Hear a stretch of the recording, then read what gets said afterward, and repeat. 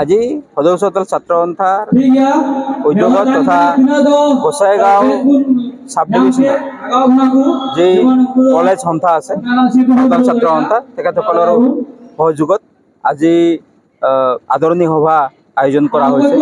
এই হাবুৰবিলত অনুষ্ঠিত হোৱা এই আদৰণি সভাত আজি সঁচাকৈ আমি গৌৰৱ অনুভৱ কৰিছোঁ যে বৰ্তমান সময়ত যথেষ্ট চাওতাল জনগোষ্ঠীৰ ল'ৰা ছোৱালীয়ে শৈক্ষিক দিশত আগবাঢ়ি আহিছে আৰু শৈক্ষিক দিশৰ লগতে বৰ্তমান সময়ত যুগৰ লগত নিজকে এক তুলনা কৰিব পৰাকৈ এক পৰ্যায়ত আহি পাইছে কাৰণে আমি সদস্যদল ছাত্ৰ সন্থাক গৌৰৱ অনুভৱ কৰিছোঁ। আৰু তেখেতসকলৰ উদ্যোগত আজি যি আদৰণি সভা হৈছে এই আদৰণি সভাত আমি নিখিল বড়ো ছাত্ৰ সন্থাৰ উপসভাপতি খৰমদাও ৱাৰিক আমি অতিথি হিচাপে নিমন্ত্ৰণ কৰিছিলোঁ।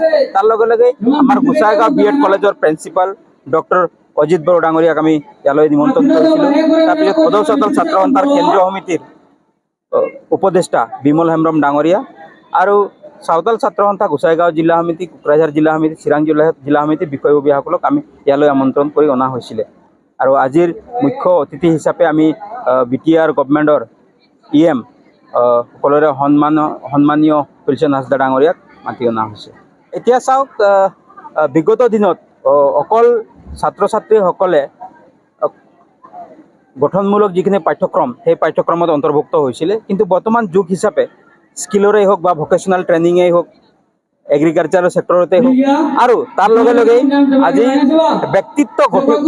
ব্যক্তিত্বৰ কাৰণেও আজি কৰ্মশালাৰ প্ৰয়োজন হৈছে। সেই হেতুকে আজি সদস্যদল ছাত্ৰ সন্থাই অনাগত দিনত এক দেশৰ সুনাগৰিক হিচাপে আৰু অনাগত দিনত এক ব্যক্তিত্ব লৈ যাতে নিজৰ জীৱনটোক এক জনগোষ্ঠীৰ কাৰণে আৰু এই বৃহত্তৰ অসমৰ কাৰণে যাতে কণ্ট্ৰিবিউশ্যন এটা দিব পাৰে, তাৰ আজি কাউন্সিলিং কৰা হ'ল।